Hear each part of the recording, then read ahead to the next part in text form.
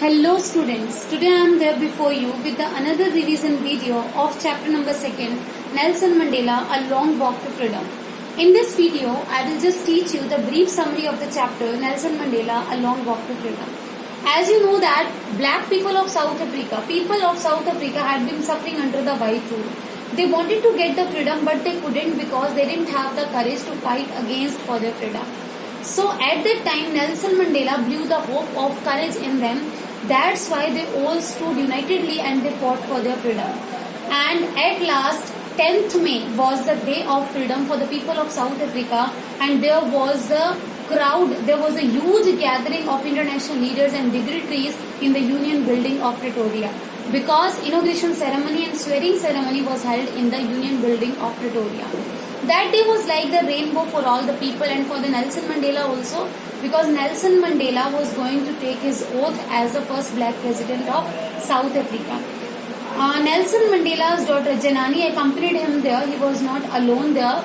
She accompanied him there. So that was also the special moment and the very very you can say happiest moment for the Nelson Mandela. So when he took his oath, in his pledge, he said that I'm going to treat the people of South Africa equally. I'm not going to make any difference between the white people and the black people of the South Africa. All people are equal for me. Means I'm not, the racial discrimination was there on the land of the South Africa, but from today onwards nothing will be like that. So what happened after that? The black people of South Africa thought that being black, Nelson Mandela would take their favor and would take the revenge from the British people.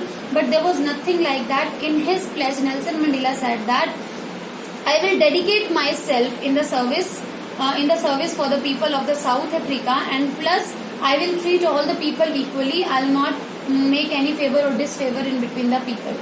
After that day was the happiest moment, happiest day for the people of South Africa also, for Nelson Mandela also, because he was going to become the first black president, and plus people were going to get the freedom that they didn't have before.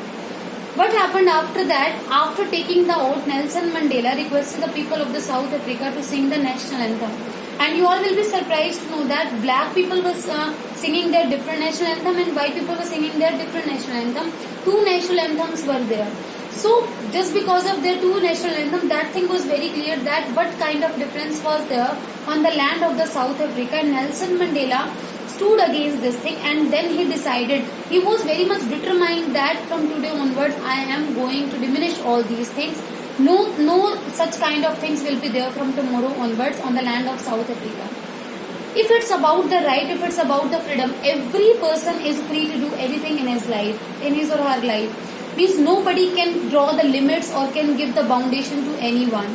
Nobody can take the freedom from you. If you are free, means everyone is born free, but if anyone is taking the freedom from you, you have the right to stand against your right. You have the right to raise your voice for the thing that you wanted to achieve or the thing that you want to get in your life.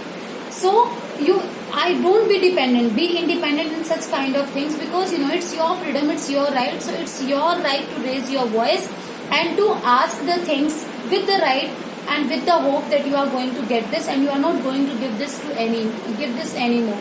So this was the detailed summary that how Nelson Mandela fought for the people of South Africa. What did he do? What did he say to the people? And what did he say in his oath? And how did he motivate the people? This is just a brief description. I have told you the summary of this chapter.